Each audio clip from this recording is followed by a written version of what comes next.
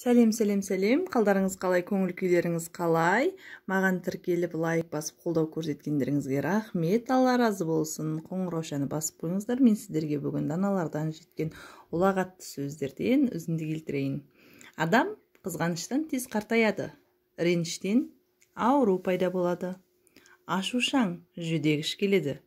Адамды тәрбиелейтін қаталдық емес, мейірім. Ұйықтар алдында бәрін кешіріп, таза жүрекпен ұйықтаңыз. Әр қиындықта жеңілдік, әр көз жасында қуаныш, әр сабырлықта абырой жасырылған.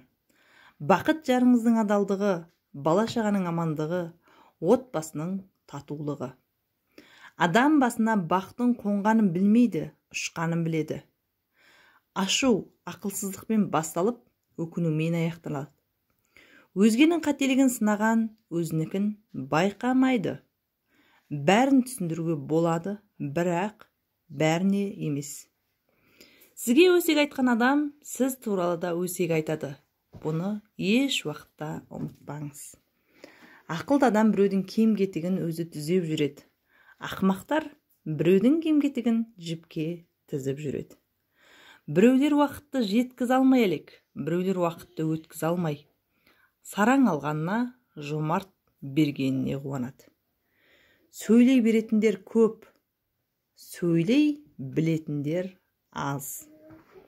Ақшасы жоқ адам кедей емес, арманы мен мақсаты жоқ адам кедей. Жақсылықтың жақсы адам ғана бағалай біледі. Бірінші болып кешірім сұрау әлсіздікті білдірмейді.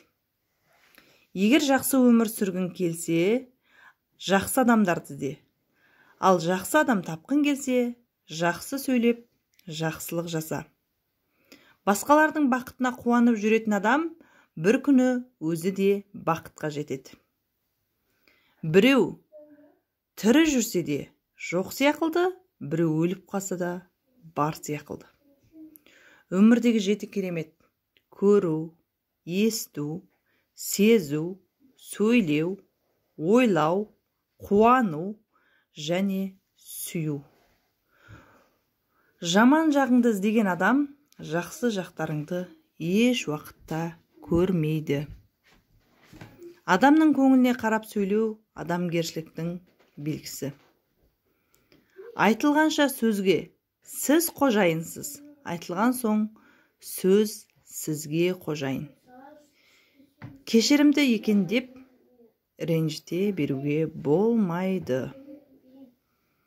Әр істе қайыры бар. Берекесімен ой түйе жүріңіздер.